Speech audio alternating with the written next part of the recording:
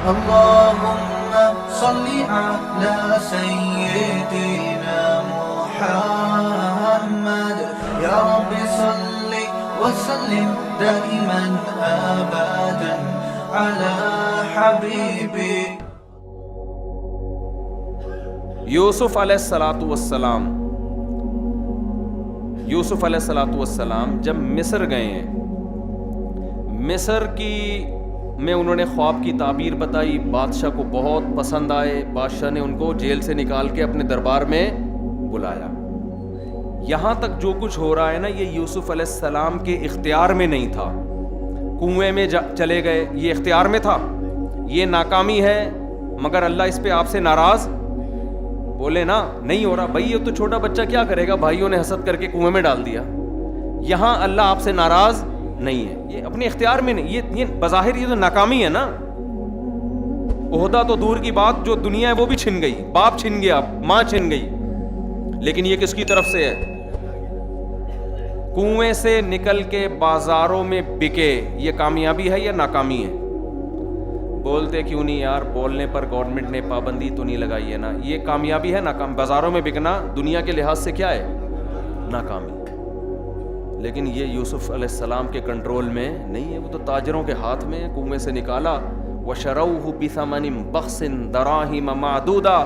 تاجر کہہ رہے تھے جلدی سے بیچ کے جان چھڑاؤ، ایسا نہ ہو اس کے والے وارث آ جائیں. تو یہ گویا کہ ایک پراپرٹی تھی. غلام تو بکا کرتے تھے مہنگے داموں، سستے داموں بیچا کہ یار مالک نہ آ جائے کہیں. نالائق لوگ ماشاءاللہ مارکیٹ میں ہمیشہ سے ہیں. حالانکہ ہونا تو یہ چاہیے تھا، تحقیق کرتے بھائی کس کا بچہ ہے کنویں میں. میں نے کہا آپ غلام بنا کے بیچو، پتلی گلی سے نکلو. پتلی گلی آج سے نہیں ہے، ہزاروں سال پہلے سے ہیں پتلی گلیاں. تو انہوں نے کہا بیچو، پتلی گلی سے نکلو. وَشَرَوْهُ بِثَمَنٍ بَخْسٍ دَرَاهِمَ مَعْدُودَةٍ. چند ٹکوں میں بیچ ڈالا. یہ بھی ناکامی ہے. غلام کی قیمت زیادہ لگتی ہے تو غلام کو بھی فخر ہوتا ہے، لیکن پیغمبر کا بیٹا بازاروں میں بک رہا ہے چند ٹکوں میں. دراہیم معدودہ کا اردو میں صحیح ترجمہ ہوگا چند ٹکے.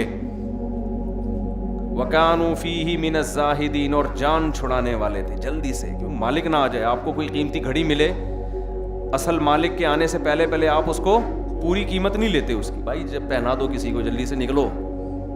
میں نے اپنی ایک دفعہ بائک کسی مکینک سے صحیح کروائی، اس میں زیادہ مشہور نہیں تھا. اس بیچارے کو پتہ نہیں تھا کہ ایک دن تیرا قصہ ممبر پہ بیان ہوگا. اس کمبخت نے معذرت کے ساتھ کیا کیا ہے، ایسے جلدی کام کیا، بائک اسٹارٹ نہیں ہو رہی تھی. اور وہ جو چھوٹے ہوتے ہیں نا پانا لے کر، وہ گنجا جس کی چپت پہ لگتے رہتے ہیں چیزیں، ہر ورک شاپ میں 1-2-4 ایسے گنجے رکھے ہوئے ہوتے ہیں انہوں نے. تو اس کو بولتا ہے بھائی اس کی بائک اسٹارٹ کر کے اس کو بس یہاں سے نکال دے، آگے بھلے بند ہو جائے، ہمیں پیسے مل جائیں گے. وہ اتنی بول رہا تھا لیکن مجھے سنائی دیتی ہے. یعنی کام صحیح نہیں کیا اس نے. بولا یار اس سے یہ بائک کک مارے گا، وہاں جائے گا، بند ہو جائے، ہمیں پیسے مل جائیں گے. وہ اس کو کام پتہ نہیں تھا کہ فالٹ کیا ہے. تو یہ ہوتا ہے جان چھڑانا. بھائی پیسے لو، نکلو یہاں سے. تو وَكَانُوا فِيهِ مِنَ الزَّاهِدِينَ. یوسف علیہ السلام کو جو بازار میں بیچنے والے لوگ تھے، ان کی نیت کیا تھی؟ جان چھڑاؤ. جو ویلیو اس کی لگائیں گے وہ تو بڑی لگے گی، لیکن اس دوران مالک نہ آ جائے. جتنے مل رہے ہیں، چوری کی گائے نہیں لوگ بیچ رہے ہوتے، چوری کی چیزیں بیچ رہے ہوتے ہیں. یہاں بھی آپ سوراب گوٹ میں جائیں، بعض دفعہ کسی کی کھونٹے پہ بندھی ہوئی ہے، رسی نکال کے آپ کو پہنا دی، خود پتلی گلی سے نکل لی. آپ خوش کے سستا جانور لے کر آیا ہوں میں. تو یہ گایوں میں بھی ہوتا ہے اور اسپیئر پارٹس میں بھی ہوتا ہے، غلاموں میں بھی ہوتا تھا. تو جان چھڑائی. تو یہ بھی دنیا کے لحاظ سے کامیابی ہے یا ناکامی؟ ناکامی ہے. اول تو بازار میں بکنا کتنا ایک ذلت کی بات، اور تھوڑے سے پیسوں میں بکنا یہ بھی ناکامی. پھر بالآخر یوسف، لیکن یہ حضرت یوسف اپنے اختیار سے نہیں کر رہے، اس میں ان کی مرضی، کر نہیں سکتے کچھ. یہاں پہ آگے چلتے ہیں ہم. پھر بالآخر ہوتے ہوتے محل میں پہنچ گئے، بکتے بکتے بادشاہ نے ملازم بنا کے رکھ لیا. بالآخر اچھا اب یوسف علیہ السلام کے اختیار میں ہے کہ اپنی نظر کی حفاظت کریں، کوئی غیر اخلاقی کام نہ کریں. اپنی عزت بچائی، بادشاہ کی زوجہ کا خیال کیا کہ بھئی جس نے مجھے گھر میں رکھا ہے میں اس کی بیوی پہ نظریں نہ ڈالوں. لیکن معاملہ کیا ہوا؟ الٹا ان پہ تہمت لگی. یہ کامیابی ہے ناکامی ہے، لیکن یہ بھی یوسف علیہ السلام کے اختیار میں نہیں۔ اچھا ایسے موقع پہ ہم میں سے کوئی ہوتا نا تو پتہ ہے کیا کہتا؟ یقیناً کسی نے کچھ کیا ہے، یقیناً کسی نے کچھ، مسئلے حل ہی نہیں ہو کے دے رہے۔ پہلے میں باپ کا لاڈلا تھا، کنویں میں ڈال دیا، چلو یار کنویں سے نکلا تو گھر آ جاتا، مسافر اٹھا کے لے گئے بازار میں فروخت کر دیا۔ لوگ میرے پاس آ کے کہتے ہیں کہ مفتی صاحب سارے کام الٹے ہو رہے ہیں، جس کاروبار میں ہاتھ ڈالو وہ کاروبار بیڑا غرق، لگتا ہے کسی، اور پھر روحانی ٹوپی ڈرامے سے رابطہ، روحانی عامل کو میں عامل لفظ ہی نہیں میرے منہ سے نکلتا، جو روحانی ٹوپی ڈرامے بیٹھے ہوئے ہیں نا آپ کو جن چڑیل بھوت بھگانے کے لیے، ان کے پاس جب آپ جائیں گے تو بتائیں گے فلاں نے کیا ہے، فلاں نے کیا ہے فلاں قبرستان میں۔ لیکن یوسف علیہ السلام ایسا کچھ بھی نہیں سوچ رہے، ناکامیوں پہ ناکامیاں ہوتی جا رہی ہیں۔ تہمت اپنے آپ کو، جب انسان کوئی غلط معاذ اللہ کرے پھر تہمت لگے تو تکلیف تو وہ بھی ناکامی ہے، لیکن انسان کہتا ہے میں نے بھی تو جرم کیا ہے نا۔ ادھر اپنے آپ کو بچایا ہوا ہے بادشاہ کی بیوی سے، جوان ہے، بھرپور رغبت ہے، اس کے باوجود اپنے آپ کو گناہ سے بچا رہے ہیں، لیکن الزام کس پہ لگ رہا ہے؟ الٹا یوسف علیہ السلام پہ۔ لیکن یہ آپ کی یہ ناکامی ہے مگر آپ کے اختیار سے نہیں ہے، اس پہ بھی اللہ آپ سے ناراض، یہ اس کی علامت نہیں ہے کہ اللہ ناراض ہے آپ سے۔ بھئی میں کیا کر سکتا ہوں اس کے علاوہ؟ بالآخر بادشاہ نے یہ سوچا کہ یہ ثابت تو ہو گیا ہے کہ یہ صحیح ہے، میری بیوی غلط ہے، لیکن اگر میں نے یوسف کو سزا نہ دی تو پبلک یہ سمجھے گی کہ یوسف صحیح تھا، بیوی غلط تھی، تو پبلک کو چپ کرانے کے لیے، اپنی عزت بچانے کے لیے ان کو جیل میں ڈال دو۔ اب بتاؤ جیل میں جانا کامیابی ہے ناکامی؟ ترقی سے کس طرف آ رہے ہیں؟ تنزل، لیکن یہ آپ کے اپنے اختیار میں بولو نہیں، ساری ناکامیوں پہ یہ اپنے اختیار سے نہیں ہو رہا۔ ہمارے ہاں جو گڑبڑیں ہو رہی ہیں نا، اپنے اختیار سے کر رہے ہیں ہم سارے الٹے کام، سارے الٹے کام ہم کس سے کر رہے ہیں؟ اکثر لوگ جو مر رہے ہیں، اللہ کی مدد تو اللہ کی مرضی کے بغیر تو کوئی پتہ نہیں ہل سکتا، لیکن اس میں اللہ کی مرضی اس لیے ہوتی ہے کہ آپ خود چاہ رہے ہوتے ہو۔ یہ کہ ایک آدمی چھرا لے کے اپنے آپ گھونپ دے تو اللہ کی مرضی سے ہی مرا ہے، اللہ کی مرضی، لیکن اللہ نے ارادہ کیوں کیا؟ اس لیے کہ اللہ کہہ رہا ہے کہ جب تو خود ہی گھونپ رہا ہے تو گھونپ لے بھائی، کوئی روکے گا تھوڑی تجھے۔ دنیا میں آپ صرف صحت کی میں اس لیے مثال دیتا ہوں کہ صحت ایسی چیز ہے تو 2 منٹ میں سمجھ میں آتی ہے۔ پوری دنیا میں آپ غیر مسلموں کی صحتوں کو دیکھ لو اور مسلمانوں کی معذرت کے ساتھ توندوں کو دیکھ لو آپ، ایک توند اللہ کی طرف سے ہوتی ہے، بائی نیچر بعض لوگ کے پیٹ بڑھے ہوئے ہوتے ہیں وہ قدرت کی طرف سے، لیکن ہمارے ہاں اکثریت کے پیٹ جو بڑھے ہوئے ہیں وہ اللہ کی طرف سے نہیں، وہ ہماری اپنی حرکتوں سے بڑھے ہوئے۔ ہمارے ہاں اکثر کا کولیسٹرول جو بڑھا ہوا ہے وہ اللہ کی طرف سے نہیں، وہ پراٹھے کھا کھا کے، میں جیسے میں کھاتا ہوں وہ پراٹھے کھا کھا کے بڑھا ہوا ہے۔ ہمارے ہاں جو درجنوں عورتیں بیوہ، طلاق یافتگان اور کماریاں بیٹھے بیٹھے بڈھی ہو رہی ہیں، ان کے علاج ہم نے وظیفوں میں تلاش کیے ہوئے ہیں، تو یہ گھر میں جو بیٹی عذاب بن چکی ہے یہ اللہ کی طرف سے نہیں، یہ ہماری وجہ سے کہ مرد نکاح کر نہیں رہے اور زیادہ نکاح کرنے کے لیے تیار نہیں ہو رہے، عورتیں زیادہ ہیں مرد کم ہے، تو کوئی دنیا میں پاگل اس کا علاج وظیفوں میں تلاش کرے تو بیوقوف ہے نا، وہ ایک چیز ہے ہی نہیں۔ 2 روٹیاں ہیں، بندے 4 ہیں، آپ کو چاروں کو ایک ایک مل جائے، نہیں مل رہی تو آپ وظیفے پڑھوانا شروع کر دو، ملے گی؟ او بھائی ایک روٹی میں 2 بندے شریک ہو جائیں، اس کے علاوہ کوئی حل ہے نہیں۔ تو خواتین شیئرنگ پہ آدمی لے لیں بھائی، بندے اچھے رشتے مارکیٹ سے شارٹ ہیں تو جو ہیں وہ 4 عورتوں میں شریک ہو جائے۔ جب لوگ دبئی جاتے ہیں، مجھے ایک بات بتاؤ، دبئی میرا یہ ٹاپک نہیں ہے سمجھانے کے لیے، یہ سمجھانے کے لیے میں، دبئی جو لوگ جاتے ہیں نا، مزدور لوگ، بیچاروں کو دہاڑی ملتی ہے، وہ کمرہ نہیں لے سکتے پورا رینٹ پہ، تو جس نے لیا ہوا ہے اسی سے آدھا لے لیتے ہیں۔ کیا خیال ہے بھائی، تو کرایہ دے ہی رہا ہے، آدھا میں دے دوں گا، آدھا کمرہ کسے دے دے؟ مجھے دے دے۔ بعض دفعہ ایک کمرے میں 4 مزدور سما جاتے ہیں، چاروں نے کمپرومائز کیا ہوا تھا، تو ہم خواتین سے کہتے ہیں رشتے نہیں ملیں گے، نہ وظیفے پڑھ کے نہ الٹے لٹک کے، کچھ بھی کر لو، سورہ مزمل کروڑ دفعہ پڑھ لو، بندے مارکیٹ میں ہیں ہی نہیں، تو جو بندے مارکیٹ میں ہیں انہی میں سے آدھا لے لو، آدھا اس کا ہو جائے گا، اس خاتون کا آدھا تمہارا ہو جائے گا۔ یہ اس کے علاوہ اور کوئی اس کا حل نہیں ہے. آپ جتنے مرضی کروڑوں وظیفے پڑھ لو, یہ لڑکیوں کے مسائل حل نہیں ہوں گے. اسباب اختیار کرنا ضروری ہے, کسی بھی چیز کو لاجک سے سوچنا ضروری ہے. ان لاجیکل کام کرتے رہیں گے, وظیفے وہ فلاں بزرگ سے دعا پہ, بھائی تو روٹی 2 ہے, 4 آدمیوں کا پیٹ, وہ 2 روٹی کیسے بھرے گی یار؟ آپ اپنی طرف سے اس روٹی کو آدھا آدھا بانٹ دیں 2 میں, پھر آپ دعا کریں اللہ اس آدھے میں اتنی برکت دے دے کہ اس کا 4 پراٹھوں کے برابر پیٹ بڑھ جائے اس سے. تو اس کے علاوہ حل نہیں ہے. تو ان لاجیکل بات, ان لاجیکل کام, ہر کسی بھی کام کی کوئی لاجک نہیں ہے ہمارے. تو یوسف علیہ السلام بالآخر کہاں چلے گئے؟ جیل میں. یہ کامیابی ہے ناکامی؟ لیکن یہ کس کی طرف سے؟ یہاں ٹینشن میں نہیں آ رہے وہ. ہم ناکام بھی اپنی حماقتوں سے, اور پھر ٹینشن میں بھی اتنی آتے ہیں جیسے اللہ نے ہمیں یہ مصیبت میں ڈالا ہو. اور پھر اس کا علاج بھی یہ نہیں کہ جس کی وجہ سے ناکامی ہوئی ہے اس وجہ کو دور کرو, نہ نہ نہ, اس کا حل وظیفوں میں, روحانی علاج میں تلاش کر رہے ہوتے ہیں. کوئی نفسیاتی ڈاکٹر کے پاس بھاگ رہا ہے, کوئی سائیکیٹرک کے پاس جا رہا ہے, میری ڈپریشن ختم کرو. سائیکیٹرک اپنے بڑے والے ڈاکٹر کے پاس جا رہا ہوتا ہے اپنی ڈپریشن. میرے پاس تو سائیکیٹرک بھی آتے ہیں, نفسیاتی ڈاکٹر بھی آتے ہیں, وہ کہتے ہیں یار ہم خود ڈپریشن میں, وہ اپنے سے بڑے ڈاکٹر کو اپنی ڈپریشن کا علاج کروا رہے ہوتے ہیں. میں نے خود دیکھا ہے. تو یوسف علیہ السلام مستقل کس میں؟ ٹینشنوں میں, لیکن ڈپریشن کے پیشنٹ نہیں بن رہے. کیوں بھائی؟ یہ کس کی طرف سے؟ اللہ کی طرف سے. بس جو اللہ کی طرف سے, اللہ ناکامی کے نقشوں میں کامیابی پیدا کر سکتا ہے. یہ چیز گورے کے پاس نہیں ہے. گورے کی کامیابی آپ کو نظر آتی ہے, ان کے ناکام لوگ مارکیٹ میں نہیں آتے. ان کے جو ناکام لوگ جب آپ جا کے دیکھو تو وہ خودکشیاں کرتے ہیں.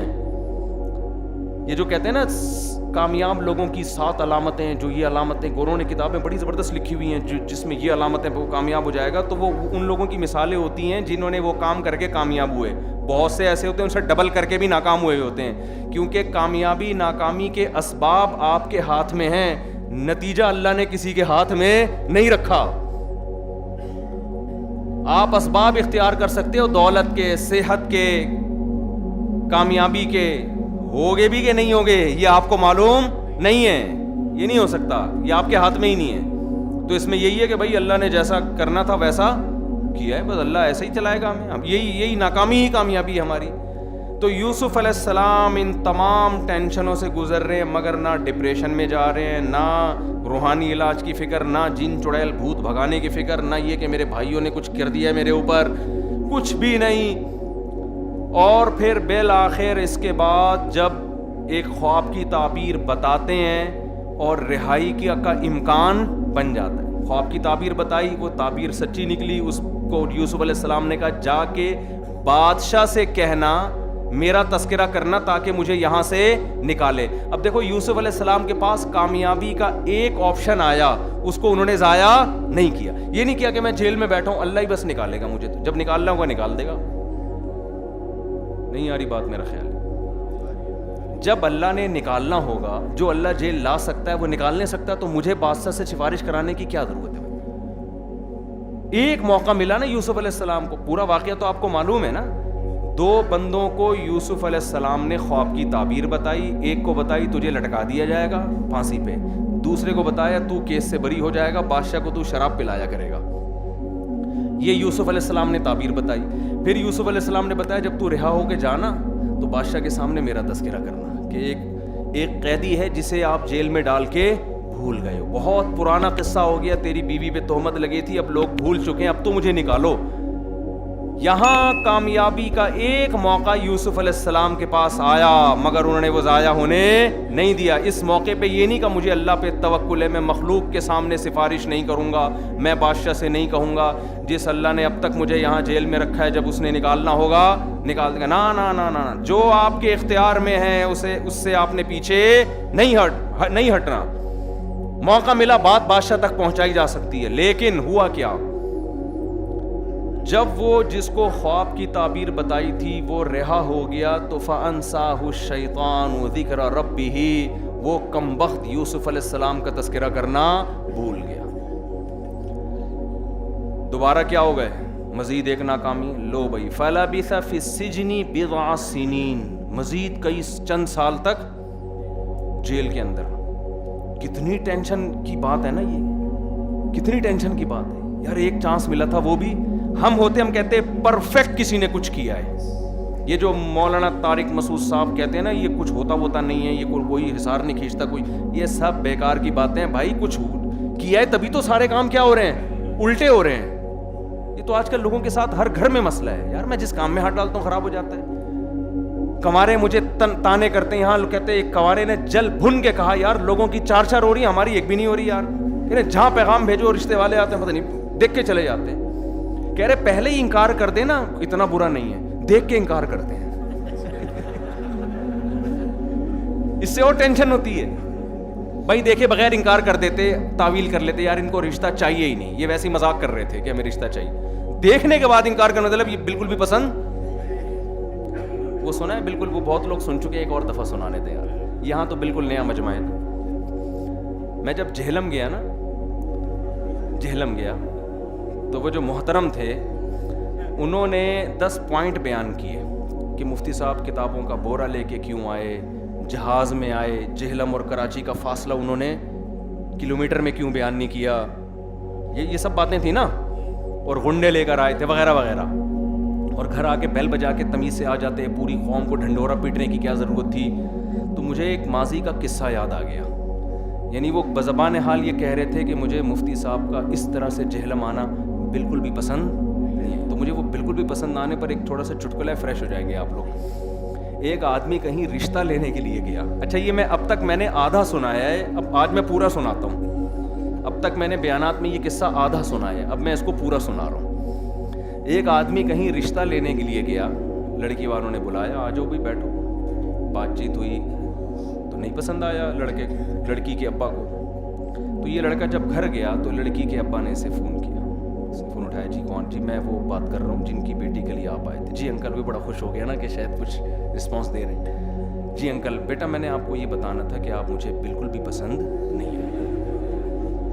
کوئی بات نہیں انکل, ہوتا ہے, انسان ہے, کبھی کوئی پسند آتا ہے کبھی کوئی نہیں آتا. نہیں بیٹا میں آپ کو یہ سمجھانا چاہ رہا تھا کہ تھوڑا سا بھی آدمی کو پسند آتا ہے نا کسی بھی لحاظ سے, کسی بھی لحاظ سے, کوئی پرسنالٹی کے لحاظ سے, کبھی کسی کی آواز اچھی ہوتی ہے, کبھی کسی کی تنخواہ اچھی ہوتی ہے, کسی بھی لحاظ سے آپ بالکل بھی پسند نہیں آیا مجھے. چلیں کوئی بات نہیں انکل, ٹھیک ہے کوئی بات نہیں, تو مقدر میں ہوتا ہے. مقدر میں تو رشتے ہوتے ہیں, دیکھیں ہوتے ہیں رشتے, لیکن کچھ تو ہونا آدمی میں کسی بھی لحاظ سے بالکل بھی پسند نہیں آیا. اچھا یہ میری وائف سے بات کریں, اب یہ تھوڑا سا خوش ہو گیا, شاید وہ انکار تو چلو ہو گیا لیکن کچھ پازیٹیو بات کر لیں. جی بیٹا میں آپ کو یہ بتانا چاہتی تھی مجھے بھی آپ بالکل پسند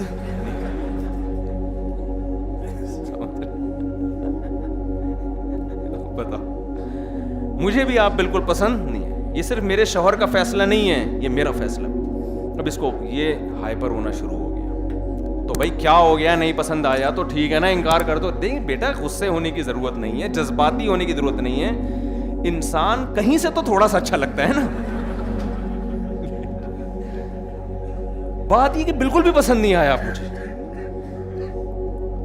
اچھا اس نے کہیں اور بھی نکاح کا پیغام بھیجا ہوا تھا, وہاں سے ہاں کے لیے فون آنے والا تھا کہ ہاں اوکے ہماری طرف سے, کہیں اور بھی بھیجا ہوا تھا.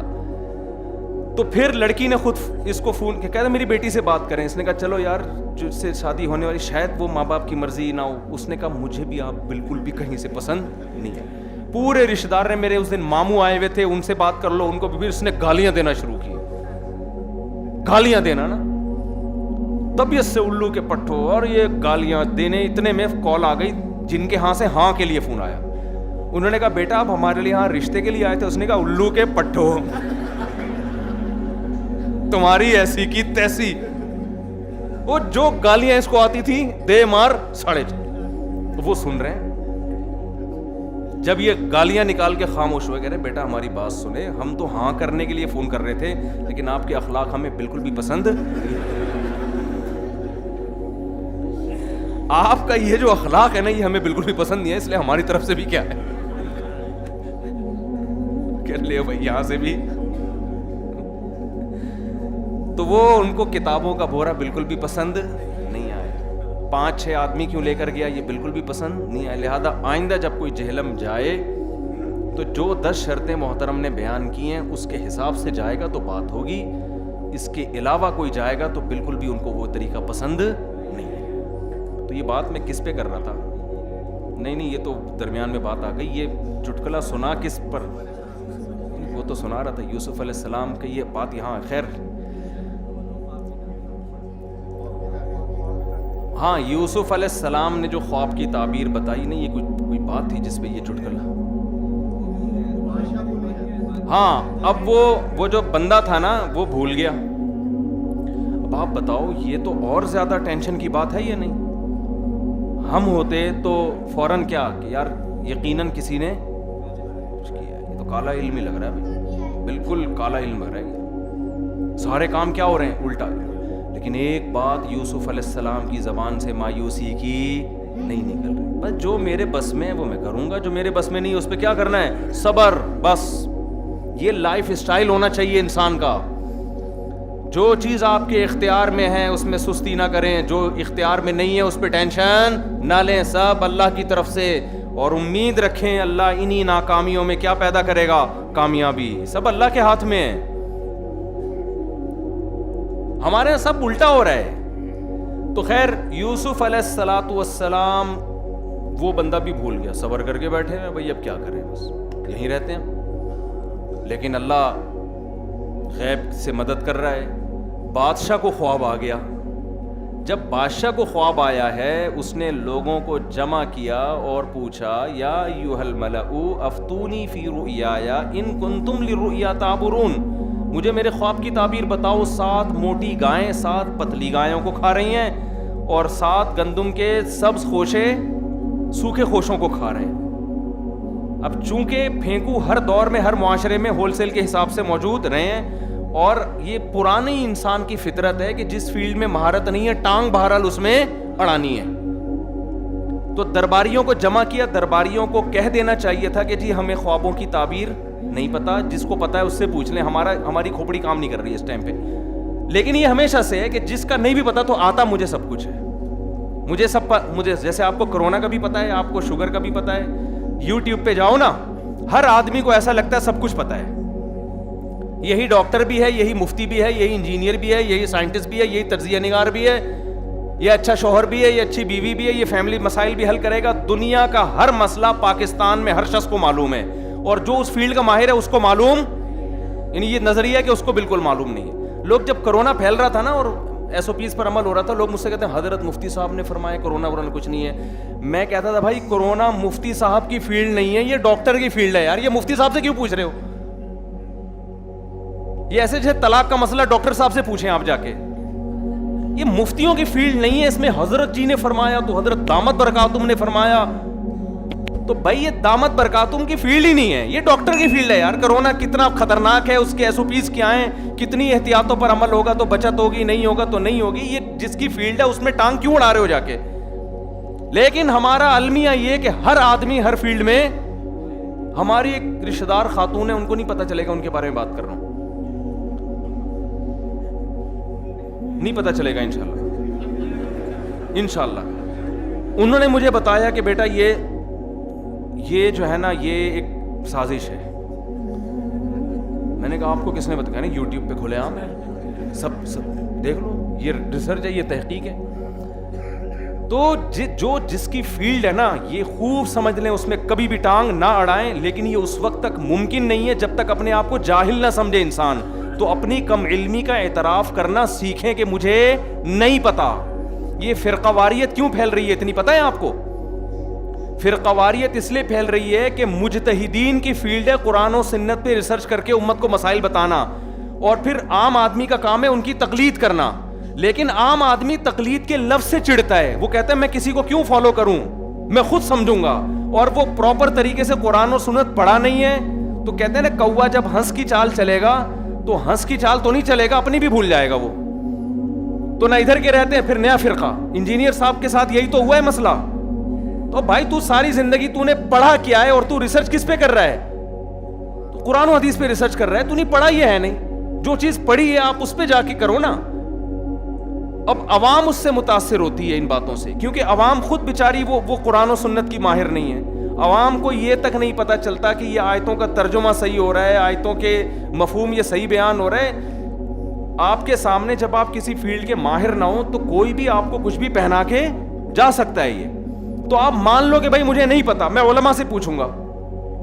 لوگ کہتے ہیں 2 نمبر مولوی بھی تو ہوتے ہیں, تو ڈاکٹر بھی تو 2 نمبر ہوتے ہیں نا. اس میں جیسے 1 نمبر ڈاکٹر اور 2 نمبر ڈاکٹر کا آپ پتہ لگا لیتے ہو اپنی کھوپڑی استعمال کر کے, تو ایسا ہی دین آپ کو علماء سے ہی ان کی اتباع کرنی پڑے گی, ان کو فالو کرنا پڑے گا, ان کی تحقیق پر اعتماد کرنا پڑے گا. فرق یہ ہے کہ 2 نمبر اور 1 نمبر میں آپ کو فرق کرنا پڑے گا. تقلید 2 قسم کی ہوتی ہے, ایک اندھی تقلید اور ایک تقلید علی وجہ البصیرہ. اندھی تقلید یہ ہے کہ جو مل جائے اس کو فالو کرنا شروع کر دو, جس کے برحق ہونے کا اطمینان ہی نہ ہو. اور تقلید علی وجہ البصیرہ یہ ہوتی ہے کہ جس کے برحق ہونے پر اطمینان ہو, آپ نے اس کو فالو کرنا ہے. ایک چھوٹی سی بات سنا کے میں آگے چلتا ہوں. یہ جو افریقہ کے ملک ہے نا, ان میں امام مالک کا فقہ رائج رہا ہے ہمیشہ سے. ایک عورت کسی مفتی کے پاس آئی کہ مجھے ایک مسئلہ بتاؤ. ان مفتی نے کہا قرآن و حدیث کی روشنی میں بتاؤں یا امام مالک کا قول بتاؤں؟ اس نے کہا امام مالک کا بتا دے بھائی تو, اس لیے کہ امام مالک قرآن و حدیث تم سے زیادہ سمجھتے ہیں. یعنی اس کا مطلب یہ ہوا کہ یہ جو امام مالک کا قول اور قرآن و حدیث کا مطلب وہ تورات و انجیل سے بتاتے تھے, اور تم کس سے بتاؤ گے؟ قرآن حدیث. بھائی وہ زیادہ بڑے محقق تھے, وہ اپنی رائے آپ پلیز مارکیٹ میں لانے کی کوشش. تو آج جو قرآن و حدیث کے نام پہ نئی نئی چیزیں آ رہی ہیں, یہ ان کی اپنی رائے ہوتی ہے. لیبل کس کا لگا ہوتا ہے؟ قرآن و حدیث کا. تو جو قرآن و حدیث کے ماہرین ہیں, جن پر پوری امت نے اجماع کیا ہے, ان ماہرین کی رائے کو لینا قرآن و حدیث ہی کو لینا کہلائے گا. پھر یہاں لوگ یہ کہتے ہیں آپ کو کیسے پتا چلا کہ امام حنیفہ مجتہد تھے؟ جیسے ہمیں یہ پتا چلا نا کہ امام بخاری محدث تھے, ایسے ہی یہ بھی پتا چل گیا کہ امام ابو حنیفہ کیا تھے؟ مجتہد. امام بخاری کے محدث ہونے کا پتہ امت سے چلا ہے, امت نے گواہی دی ہے. تو ابو حنیفہ کے مجتہد ہونے کا پتہ بھی کس سے چلا ہے؟ امت نے گواہی دی ہے. تو امت کی گواہی یہ معتبر ہے. یہ امت تو دوسری امتوں پہ گواہ بنے گی. یہ امت من حیث الامہ گمراہ نہیں ہو سکتی. خیر جلدی سے میں ٹاپک کو سمیٹتا ہوں. اب دیکھو یوسف علیہ الصلوۃ والسلام, پنکھا چلا دیں اگر آپ کو گرمی لگ رہی ہے, کوئی مسئلہ نہیں. یوسف علیہ الصلوۃ والسلام, وہ جیل میں وہ بندہ کیا ہو گیا؟ بھول گیا. بادشاہ کو آیا خواب, اس نے بلایا پبلک کو, اپنے درباریوں کو بلایا کہ بھائی مجھے یہ آیا ہے, 7 موٹی گائیں, 7 وہ ان کی کھوپڑی, انہوں نے کہا پتہ نہیں کیا ہو رہا ہے بھائی, موٹی گائیں پتلی گائیں. تو انہوں نے کہا کہ اضغاث احلام, پراگندہ خیالات ہیں. بادشاہ سلامت, آپ دن بھر سلطنت کی فکر میں ٹینشنوں میں سوتے ہیں, تو ٹینشنیں ہی خواب میں آئیں گی. اتنی موٹی پتلی گائیں. وما کننا, وہ کیا ہے, وما نحن بتأویل الاحلام بعالمین, اس طرح کے خوابوں کی تعبیریں ہمیں نہیں آتی. یہ کوئی خواب ہی نہیں ہے, بیکار سی بات ہے. کوئی خواب آیا ہوتا تو ہم ضرور بتاتے. اب یہ نہیں کہہ رہے کہ بھائی ہمیں نہیں پتا, ہم نہیں بتا سکتے, لیکن یہ لفظ زبان سے نکالنا انسان کے لیے بڑا مشکل ہے کہ مجھے معلوم نہیں ہے. یہ انسان اپنی کم علمی کا اعتراف وہاں کرتا ہے جہاں اس کا دنیا کا نقصان ہو رہا ہو. ڈاکٹر کے سامنے مان لے گا کہ مجھے نہیں پتا, کیونکہ پتا ہے وہاں فنٹر بنے تو بیڑا غرق ہو جائے گا. جہاں دنیا کا معاملہ آ رہا ہوں نا وہاں تو آدمی, ورنہ جہاں نہ ہو تو وہاں کوئی بھی نہیں مانتا کہ مجھے نہیں پتا, سب کچھ مجھے ہی پتا ہے بس. تو وہاں جو ہے نا وہ اس کو ایک دم یاد آیا کہ ابے مجھے بھی تو خواب کی تعبیر یوسف نے بتائی تھی اور بالکل صحیح نکلی تھی, تو انہی کے پاس جا کے پوچھنا چاہیے. فوراً پہنچا, بھاگتا ہوا آیا اور کہہ رہے یوسف ایھا الصدیق, اے میرے دوست. اب دیکھو اپنا مفاد ہے تو اب القابات لگا لگا کے یوسف علیہ السلام سے تعبیریں پوچھی جا رہی ہیں. یہاں سے یوسف علیہ السلام کی رہائی کا سلسلہ شروع. بالآخر یوسف علیہ السلام بادشاہ کے دربار میں پہنچے. بادشاہ کو بڑا اچھا لگا, یار زبردست تعبیر, اور یہ اچھی, اس کو لگا کہ یہ سچی تعبیر بتا رہے ہیں. اور بات چیت ہوئی, بادشاہ بڑا آپ کی ذہانت سے متاثر ہوا. بادشاہ سلامت آ گئے فارم میں. بادشاہ سلامت کس میں آ گئے؟ فارم میں آ گئے. آپ کو پتہ ہے بادشاہ جب فارم میں آ جائے نا پھر چھوٹی موٹی عطائیں بولو نا بھائی نہیں. ایک ہوتا ہے ایک فارم میں آ گیا بیچارہ, کوئی بیچارہ مزدور آدمی فارم میں آ گیا, زیادہ زیادہ آپ سے گلے ملے گا, یار آج مفتی صاحب بڑا اچھا لگا آپ سے. بیچارہ وہ یہی کر سکتا ہے, ایک سیلفی لے لے گا. ابا فارم میں آ گئے. ابا بعض دفعہ فارم میں آتے ہیں, جیب سے 500 کروڑ نکال کے دے دیا. اس سے زیادہ ابا فارم میں آنے کے بعد کچھ کرتے ہیں کہ چل بیٹا اب میں تیری دوسری بھی کرا دوں. اتنے فارم میں ابا ابا کو پتا میرے دادا کبھی اتنے فارم میں نہیں آئے تھے تو میں کہاں سے اتنے فارم میں آؤں. ایسا نہیں ہوتا. تو جتنا لیول بڑا ہوتا چلا جائے گا فارم میں آنے کا رزلٹ بھی اتنا ہی بڑا ہوتا. وزیر اعظم سے آپ ملے, وزیر اعظم فارم میں آ گیا, زمین لکھ کے دے دی. زرداری سے آپ ملے, زرداری صاحب کی آپ نے تعریفیں کی, زرداری خوش ہو کے فارم میں آ گئے. بھائی اب یہ نہیں ہوگا زرداری ایک 5 روپے والے لڈو نکال کے دے دے گا آپ کو, وہ کہے گا یار یہ احسن آباد کی ساری زمینیں کس کی ہیں, آپ کے نام. چل بھائی اسٹیل مل آدھا میرا آدھا تمہارا. وہ ایسے فارم میں آئے گا, آدھا میں نے کھا لیا آدھا آپ کھا لو. یہی ہوگا نا. تو بادشاہ لوگ جب فارم میں آتے ہیں نا تو بڑی چیز گفٹ کرتے ہیں, وہ چھوٹی موٹی چیز گفٹ نہیں کرتے. یوسف علیہ السلام نے دیکھا کہ بادشاہ کو میں نے تعبیر بتائی, مصر کو قحط سے بچا لیا, کیونکہ مصر میں قحط پڑتا تو بادشاہ کی حکومت بھی جاتی. بادشاہ کی حکومت بھی بچ گئی. ایک ایک اس میں عبرت کا سامان ہے دینداروں کے لیے. کوئی کام بھی جذبات میں نہیں آ کے کر رہے. ہونا تو یہ چاہیے تھا کہ بادشاہ جب فارم میں آتا تو فوراً اس سے کہتے کہ اپنی حکومت برطرف کر دو, مجھے حکومت میرے ہاتھ میں دے دو, یہ کرسی کسے دے دو مجھے, کیونکہ تم دائرہ اسلام سے خارج ہو. وہ تو کافر بادشاہ تھا نا بھائی, وہ مسلمان تھوڑی تھا. تم کافر ہو, دائرہ اسلام سے خارج, تم اسلام قبول کر لو. ان کو پتا تھا یوسف علیہ السلام کو کہ یہ کام بادشاہ عین ممکن ہے نہ کرے, یہ بھی کروانے کا ہے بھی نہیں اس سے. یہ تمیز آرام سے بعد میں دیکھیں گے. اس پہ حکومت کی کرسی بھی نہیں چھوڑے گا یہ.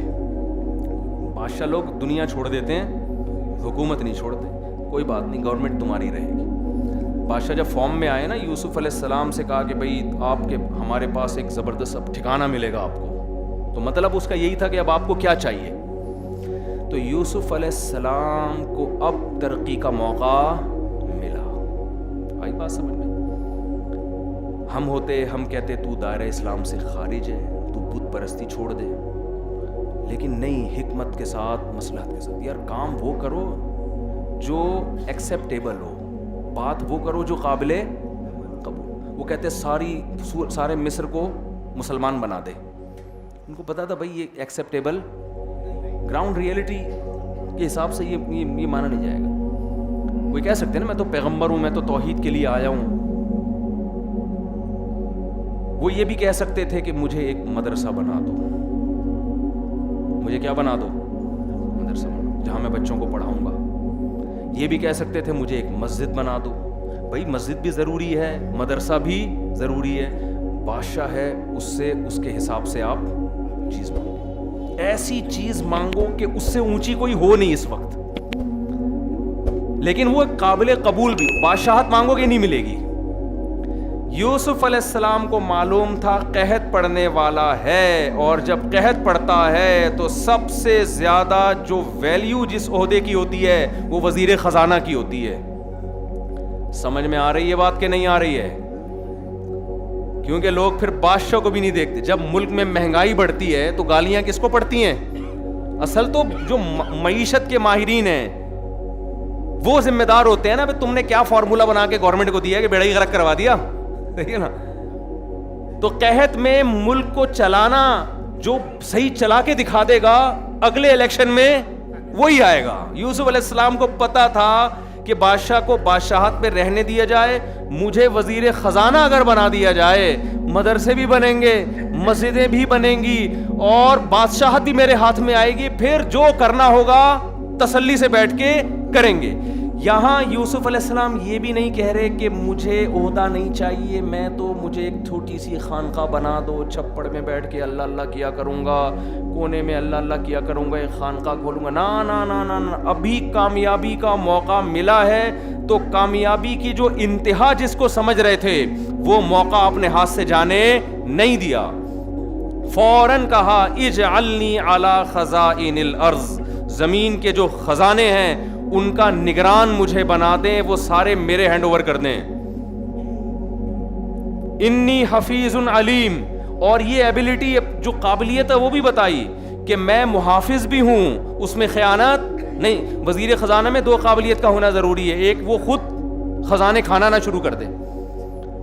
اکثر ہمارے ملک میں ایسا ہوتا ہے کہ خزانے کی سب سے زیادہ حفاظت وزیر خزانہ سے کرنی پڑتی ہے. کیا خیال ہے؟ نہیں آئی بات؟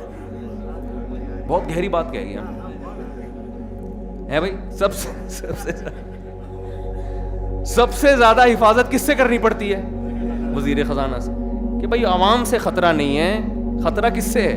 ہمارے وزیر خزانہ کی بات نہیں کر رہا ان کے علاوہ کی بات کر رہا ہوں. جو وزیر میں نے اتنی شہرت ہو گئی نا, ہر جگہ بیان, میں نے ڈی سی کی ڈپٹی کمشنر کے بارے میں نے کہہ دیا یار ایسے ہو, تو ڈپٹی کمشنر کے گھر میں وہ کلپ چلنے لگا.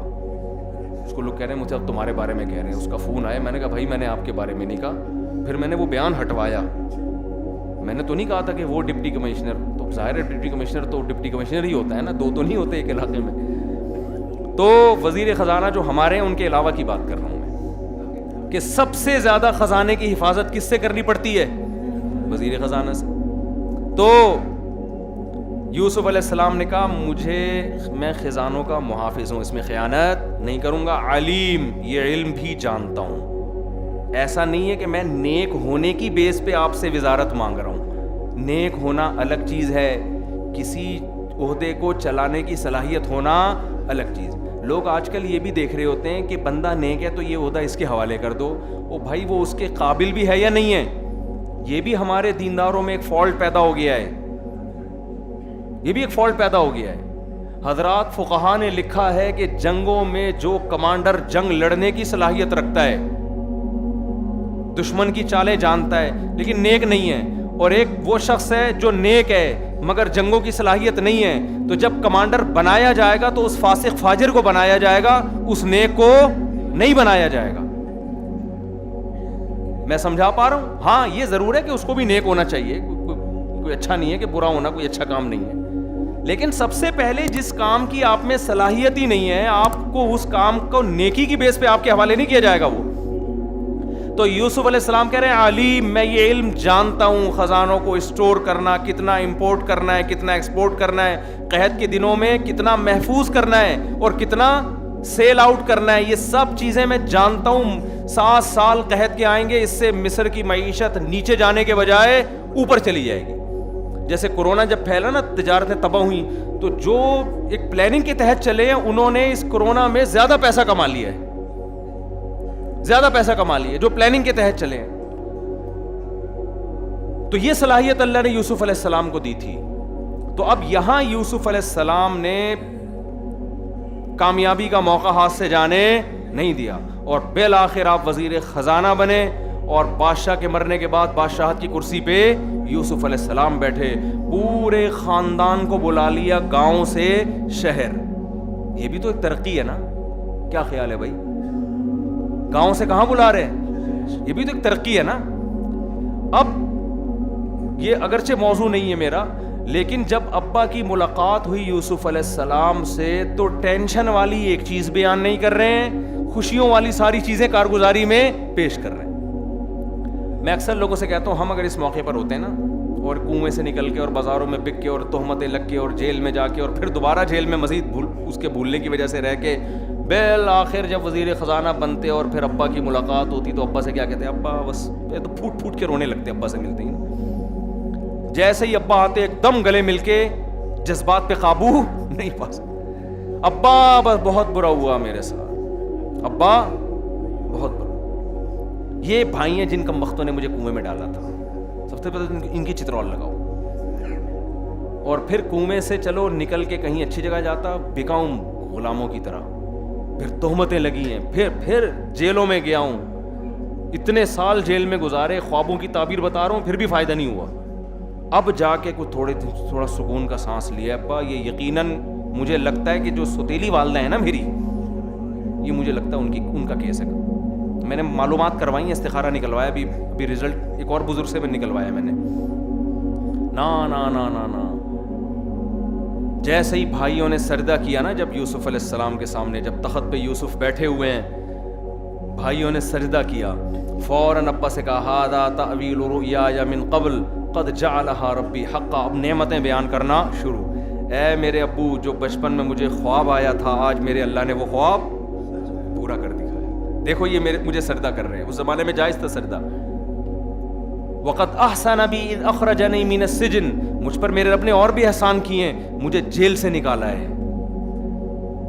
من بعد ان نزغ الشیطان بینی و بین اخوتی، شیطان نے میرے بھائیوں کے دل میں حسد ڈال کے مجھے کنویں میں پھینکوا دیا تھا، لیکن شیطان کے اس گندے عمل کے باوجود اللہ نے مجھے کامیابی دی. وہ بلی کس پہ ڈال رہے ہیں؟ شیطان پہ، کیونکہ بھائیوں کو معاف کر چکے ہیں. تو معاف کرنے کے بعد عزت دار آدمی دوبارہ تانے نہیں دیتا، تو بھائیوں پہ نہیں ڈال رہے کہ نہیں یہ کمبخت شیطان نے یہ سارا مسئلہ کس کا پیدا کرتا ہے؟ شیطان کا پیدا کرتا ہے. کیس ہی ختم کر دو یار، بس اب شیطان کے خلاف کون کیس کرے بھائی؟ یہ شیطان نے گڑبڑ کروا دی بھائیوں کے ساتھ. اور وجاء بکم من البدوی، اے میرے ابا آپ پر اللہ نے احسان کیا، میرے پورے خاندان پر، گاؤں کی زندگی سے کہاں لے آیا؟ شہر. کہاں لے آیا؟ تو شہری زندگی ترقی ہوتی ہے نا، تو اس کو بھی نعمت کے طور پہ پیغمبر بیان کر رہے ہیں. پھر آگے کہتے ہیں ان ربی لطیف لما یشاء، واقعی میرا رب بڑا باریک بین ہے. باریک بین کا مطلب ناکامی کے نقشے ہوتے ہیں لیکن اس میں اصل میں وہ کامیاب بنانے کے لیے کر رہا ہوتا ہے. ایسی لطافت، ایسی خفیہ تدبیریں کرتا ہے میرا رب جس کے لیے چاہتا ہے. تو میرے لیے اس نے چاہا تھا کہ ایسی باریک تدبیریں کر کے مجھے کامیابی تک پہنچائے. ایک ایک چیز کو کامیابی سے تعبیر کر رہے ہیں.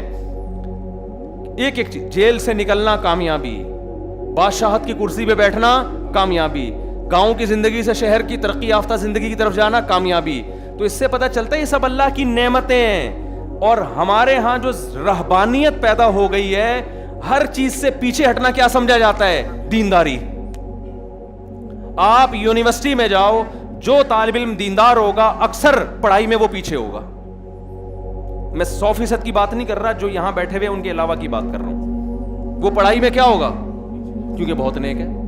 ہمارے ہاں طلبہ میں، دینی مدرسوں میں جو صوفی قسم کے طلبہ تھے نا، سب کی بات نہیں، ان میں بہت سے پڑھائی میں کیا تھے؟ پیچھے. وہ صوفی ہیں، وہ کس میں؟ وہ پڑھتے ہی نہیں ہیں. وہ کہتے کیا کرنا ہے پڑھ لکھ کے. تو مسئلہ یہ ہے کہ بھائی آپ کو اگر مذہب پہ چلنا ہے تو یہ دیکھو کہ میرے اختیار میں کامیابی کے لیے کیا ہے اور میرے اختیارات کہاں ختم ہوتے ہیں. مفتی طارق مسعود صاحب کے بیانات سننے کے لیے youtube.com/مفتی طارق مسعود کو سبسکرائب کریں. اور اگر آپ لائیو ویڈیو کو کبھی بھی مس نہیں کرنا چاہتے ہیں تو سبسکرائب کرنے کے بعد بیل آئیکن پہ کلک کرنا مت بھولیں. جزاک اللہ.